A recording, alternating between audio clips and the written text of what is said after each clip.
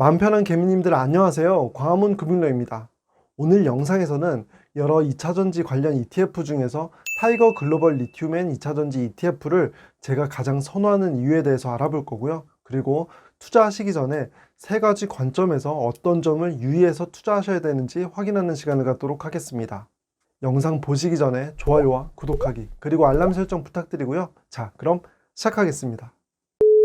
타이거 글로벌 리튬앤 2차전지 ETF는 이름 그대로 리튬을 생산하는 기업과 2차전지 관련 글로벌 기업에 투자를 합니다. ETF의 이름이 길어서 지금부터 리튬 ETF라고 부르는 점 미리 말씀드리고요. ETF의 이름에 합성이라는 단어가 들어가서 다소 생소하게 느껴지시는 분들도 계실 것 같아요. 이에 대해서 간단하게 설명을 드리면요.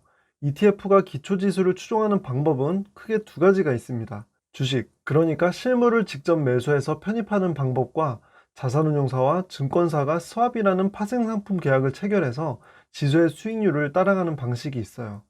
그리고 전자를 실물복제, 후자를 합성복제 방식이라고 합니다. 합성복제 방식 때문에 우려가 되는 부분은 다른 증권사와 계약을 맺으면서 일정 수준의 비용이 발생할 수 있다는 거예요. 그리고 이는 리튬 ETF의 총보수 0.49% 외에 기타 비용으로 잡힐 수가 있는데요. 그런데 요즘 ETF 간의 고객 유치 경쟁이 워낙 치열하기 때문에 우려할 만큼의 높은 수준으로 기타 비용이 잡힐 것으로 보이지는 않지만 일정 기간이 지나서 기타 비용이 산출되면 다시 확인해 볼 필요는 있습니다. 만약 이 부분에 특이점이 보이면 제 채널의 커뮤니티에 공유해 드리도록 하겠습니다. 그리고 이 리튬 ETF는 국내 상장 해외 ETF지만 미국 주식시장이 같은 지수를 추종하는 LIT라는 ETF가 있고요. 기존의 다른 2차전지 ETF와 리튬 ETF의 가장 큰 차이점은 바로 리튬 생산 기업에 대한 투자 비중이 높다는 점이에요. 국내 2차전지 ETF는 리튬 생산 기업에 투자를 하지 않고요. 차이나 전기차 ETF에서는 강복 리튬 한 개의 기업에만 투자를 합니다. 그런데 리튬 ETF에서 12.77%로 가장 높은 투자 비중을 차지하는 기업이 앨버멜이라는 기업인데요. 이 기업은 2차 전지를 만드는 데 재료가 되는 리튬을 생산하는 기업입니다. 그리고 앨버멜 외에도 강복 리튬, SKM 등의 전 세계 리튬 생산의 66.2%를 담당하는 기업들이 이 ETF에 포함이 되어 있어요. 그리고 투자 비중이 25.04%로 높은 수준이고요. 그렇다면 리튬 생산 기업의 성과는 리튬 ETF의 주가에 중요한 요인이 될 수 있다는 건데요. 리튬 생산 기업들의 수익의 중요한 요인 중에 하나가 리튬 가격입니다. 아무래도 리튬 가격이 오르면 수익성이 좋아지고요. 리튬 가격이 하락하면 수익성이 나빠지기 때문이에요. 그렇다면 리튬 가격 전망에 대해서 생각해 볼 필요가 있는데요. 리튬 가격에 영향을 미칠 수 있는 요인으로 수요와 공급 두 측면에서 확인해 보겠습니다. 우선 수요 측면에서 보면 리튬의 수요는 전방 산업인 전기차 판매량과 높은 연관성을 보이게 되는데요. 전기차 판매량이 늘어야 2차 전지의 재료가 되는 리튬의 수요가 늘어나기 때문입니다. 그리고 전기차 시장은 앞으로 2020년까지 해마다 30% 이상의 성장을 보일 것으로 예상이 되고 있고요. 이런 추세가 계속되면 2030년에는 신차가 100대 팔리면 30대는 전기차가 팔릴 것으로 예상이 되고 있습니다. 전기차 시장이 이렇게 커지면서 리튬에 대한 수요도 2029년까지 크게 증가할 것으로 예상이 되는데요. 지금 보시는 표가 2019년 기준으로 2029년까지 리튬의 수요가 9.3배 정도 증가할 것을 예상하고 있는데 올해 기준으로는 2029년까지 5배에서 6배 정도 수요가 증가할 것으로 예상해 볼 수 있습니다. 공급 측면에서 보면 우리가 최근에 가장 많이 접하는 뉴스 중에 하나가 리튬 공급이 부족하다는 뉴스인데요. 이게 정확하게는 2025년 이후부터 리튬의 공급이 부족해진다는 전망입니다. 2017년에 전기차 시장이 확대되면서 리튬 가격이 상승세를 보이자 광산업체들이 대규모 설비 투자를 했고요. 이로 인해 공급 과잉이 발생한 것인데요. 이런 공급 과잉이 계속 이어지면서 작년까지 리튬 가격은 계속 하락세를 보였습니다. 그러다가 최근에 전기차 판매량이 크게 증가하면서 리튬 가격이 반등하기 시작한 거죠. 그리고 이런 전기차 판매 추세가 이어진다면 리튬은 2025년부터 공급이 부족해진다는 건데요. 그래서 앨범엘은 올해 말까지 리튬 생산 능력을 현재보다 2배 이상으로 끌어올리기 위해서 설비 투자에 힘쓰고 있어요. 이런 상황을 정리해보면요. 전기차 수요가 큰 폭으로 증가하기 시작하면서 하락하고 있던 리튬 가격이 반등하고 안정화가 될 것으로 예상이 되고요. 리튬 생산 업체들이 2025년부터 있을 공급 부족에 대비해서 생산 설비 증설에 투자를 하고 충분하게 공급할 수 있는 여건을 만들고 있습니다. 그러면 리튬 생산 업체들의 순이익은 앞으로 더 좋아질 가능성이 높아지게 되고요. 이는 리튬 ETF의 주가에도 긍정적인 영향을 미칠 것으로 예상이 됩니다. 그리고 두 번째로 중국 기업의 투자 비중인데요. 제가 타이거 차이나 2차 전지 ETF에 적극적으로 투자를 하지 않는 이유는 중국 정부 리스크 때문이에요.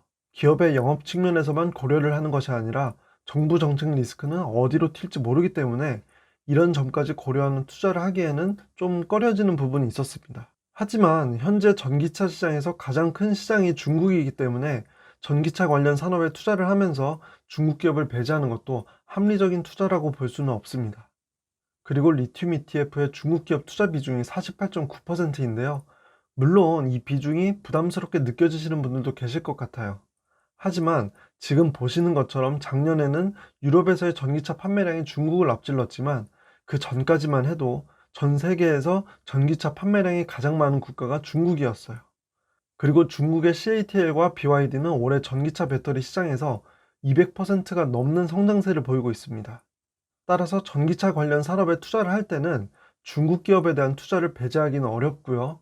중국과 중국 외 기업들의 투자를 하는 ETF를 통해 일정 부분 투자를 하는 것이 가장 적합하다고 판단했습니다.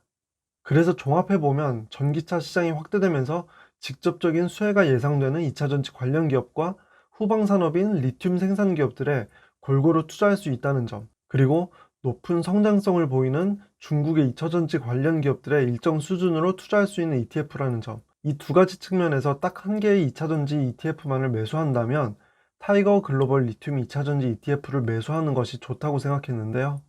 하지만 그렇다고 하더라도 모든 투자에는 내가 감수해야 하는 리스크를 고려하면서 투자를 할 필요가 있습니다. 지금부터 투자 시 세 가지 유의할 사항에 대해서 말씀드리려고 하는데요. 우선 첫 번째는 높아진 주가에 대한 부담이에요. 리튬 ETF가 상장한 지 얼마 안 되어서 이 ETF의 흐름만 보면 그동안 얼마나 큰 주가의 상승이 있었는지 확인할 수 없습니다. 그런데 같은 지수를 추종하는 LIT를 기준으로 작년에 무려 126%의 주가의 상승이 있었고요. 올해만 해도 30%가 넘는 주가의 상승이 있었어요. 그리고 지금 보시는 표는 LIT에서 가장 큰 비중을 차지하는 앨범L의 PER 추이인데요. PER은 주가를 주당 순이익으로 나눠준 개념입니다. 그래서 이 회사가 현재 돈을 버는 것 대비 주가 수준이 어느 정도 수준인지를 나타내는 지표예요. 그리고 앨범L은 현재 최근 3년 중에 PER이 가장 높은 수준이라는 것을 보실 수가 있죠. 즉, 현재 돈을 버는 것 대비 주가는 최근 3년 동안의 가장 높은 수준이라는 거예요. 물론 이렇게 성장성이 높을 것으로 기대되는 기업은 미래에 벌게 될 돈의 가치를 반영해서 주가가 높아지는 경향이 있는데요. 이 말은 지금의 예측대로 전기차 시장이 꾸준히 확대되어서 리튬에 대한 수요가 꾸준해야 하고요. 예상대로 되지 않는다면 주가는 크게 흔들릴 수도 있다는 점을 미리 생각해둬야 합니다. 그리고 또 다른 측면으로 현재 리튬이온 배터리가 아니라 다른 대체재가 생길 수도 있다는 가능성을 열어두고 산업 트렌드를 꾸준히 모니터링을 해주셔야 하는데요. 얼마 전에 전 세계 1위 배터리 업체 CATL에서 나트륨 이온 배터리를 발표했습니다. 리튬은 특정 기업에서만 생산이 가능하지만 나트륨은 어디서나 구하기 쉬운 물질이에요. 물론 아직까지는 전기차에서 리튬 이온 배터리를 대체할 수 있다고 보지 않는 것이 대다수의 의견입니다. 하지만 만약 리튬 원자재 가격이 계속 상승하거나 수급이 불안정하게 된다면 배터리 업체에서는 리튬을 대체할 수 있는 새로운 배터리를 개발하는데 더 속도를 높일 가능성이 생기고요. 이는 리튬 생산 업체에 큰 악재로 작용할 수 있습니다. 그리고 마지막 세 번째로는 여전히 남아있는 중국 리스크입니다. 앞에서 전기차 기업에 투자를 하면서 중국 기업을 배제하기는 어렵다고 말씀을 드리긴 했는데요. 그래도 50%에 가까운 비중은 여전히 부담으로 작용할 수 있습니다. 그렇기 때문에 이런 뚜렷한 개성을 갖고 있는 주식에 투자를 하실 때는 해당 산업의 기술이나 정부 정책, 사회적 인식 등에 대해서 꾸준히 모니터링을 하실 필요가 있고요. 만약 이런 것들이 어려우시다면 상대적으로 투자 비중을 낮추시고 분할 매수로 투자 계획을 세우시는 것이 좋습니다. 그리고 타이거 글로벌 리튬의 2차전지 ETF와 미국 주식시장에 상장되어 있는 LIT ETF는 같은 지수를 추종한다고 말씀을 드렸는데요. 타이거 글로벌 리튬의 2차전지 ETF가 환율에 영향을 받는 환노출형 ETF이기 때문에 주가의 성과는 거의 똑같이 움직일 거예요.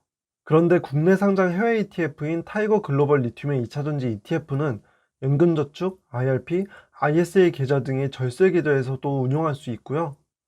LIT는 미국 주식시장에 상장되어 있어서 수익의 250만 원에 대해서 비과세거든요.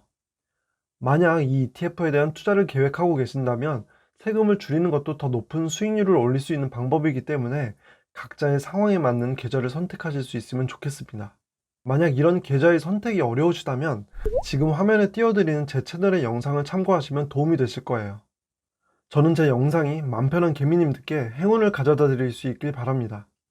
오늘 영상이 도움이 되셨다면 좋아요와 구독하기 그리고 알람 설정 부탁드리고요. 영상 끝까지 시청해 주셔서 감사합니다.